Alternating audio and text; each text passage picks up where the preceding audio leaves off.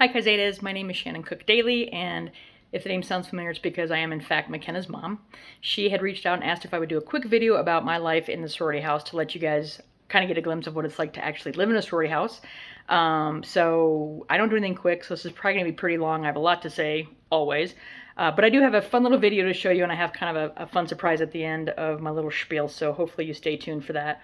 I pledged Chi Omega in 1989, 100 years ago. I was a freshman, and for the next 3 years, I lived in the sorority house, and it was the best 4 years, consecutive years of my life, hands down. So much fun. I have so many great memories from those 3 years. I have so many wonderful relationships, so many close relationships, just warm memories, good times. I can't. It's hard to verbalize what that time was like, but it was really fun, and I would tell those of you that are like nervous about it, you don't want to share stuff, you don't want to, you don't have a room by yourself, whatever, you have your whole lives to do that. You have your whole lives to buy your groceries, you have your whole lives to cook for yourself, you have your whole lives to live in a crappy apartment. This is your only chance to do this. And I know because I've been looking for this experience since I got out of it in 1993. So, I tried to find a sorority at 25, nobody had let me in. I tried again at 30 when I had crying children and I wanted to escape, not a chance. When I was 40 and changed careers, nope. And, they have no sorority for 50-year-olds. So take advantage, live in, enjoy it. It's once in a lifetime opportunity. It really is. And I'm not allowed to say you're crazy, but you're crazy if you don't try it. So there's my 2 cents. Hopefully it's helpful. But let me show you. I thought it might be a little bit helpful to show you kind of what happens maybe in a sorority house. So this is April 6th, like it says on the bottom of the computer, screen, 1992. And the girl in the brown hair, her name is Kathy Thompson. She was secretary for a year. The blonde girl filling up a water balloon in a bathroom on the night of April 6th is Brooke Ingley Miller. And she fills up not 1 balloon, but 2 balloons. Now the woman doing the filming is Karen Meyer. She was also, I believe, treasurer for a year. So these are all people, it was a different time, so Exec lived in, and it was super fun, and it was great to be involved, and it was a good time. So anyhow, we'll fast forward a little bit. So, kind of probably wondering what are they going to do with the balloons. And so, Brooke made 2 balloons, one for her, and one for that lovely lady, who is Paige Sharp Turk.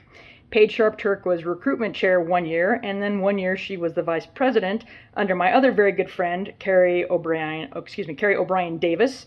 Some of you might know her as George's mom. And here's what they were doing. That's me. So my 2 very best friends, 2 of 3 very best friends, decided to basically balloon bomb me. April 6th night, I had just taken a shower. I had just dried off. I was downstairs in the dining room hanging out with my friend Pete, studying, when they decided to do this fun little tomfoolery prank on me and water balloon me. So this is in the house. This is in my room. You can see I'm thrilled.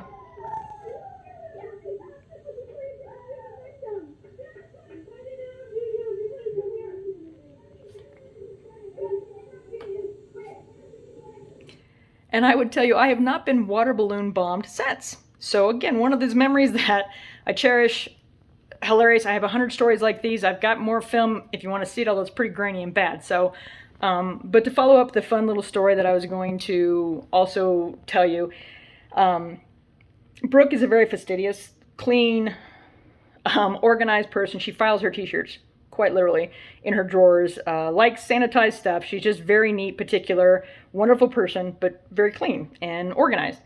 So one of the fun things about living in a sorority is you just kind of never know who you're going to end up with someplace. You might take a late night, drive to Sonic to get a treat, and somebody might join you. You might find out the most amazing things about this person and realize they're really fantastic. And they may not be your best friend ever, but it's an awesome connection you make that you'll never forget.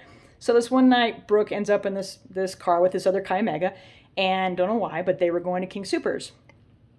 So they go to King Soopers in this other girl's car, and they get their groceries, and they come outside, and this gal says to Brooke, "Hey, will you get my glove box?" And so Brooke's like, "Okay."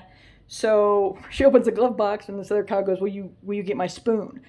And Brooke's like, "Okay." And this Kaio had taken a spoon from the Chi Mega kitchen and had put it in the glove box. So Brooke's thinking, okay, clean spoon, whatever. She hands it to this gal, and she then proceeds to open up her cookie dough wrap that she had, and she starts eating cookie dough in the car on the way back to the house.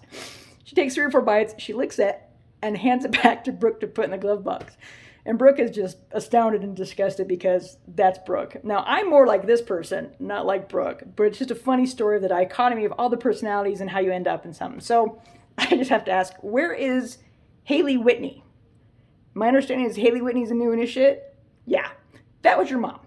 That was Mary Harrell. That was in the car with Brooke doing that. And so she's fantastic gal, super fun, super hilarious, and just delightful, as is Brooke. 2 very different gals having an awesome experience just one random night that they wouldn't have had if they didn't live in the house. So it's stuff like that that we look back on so fondly and remember, and we laugh. And, you know, you're going to need that as you get older, because life doesn't get easier. It gets harder as you get out of school and you have relationships and spouses and divorces and children and bills and religions and money and, I could go on.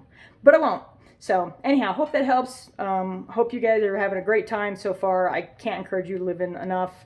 Hopefully I get to meet some of you sometime. And until then, congratulations on becoming actives, and wish you the best, and hope you have a great day. Bye.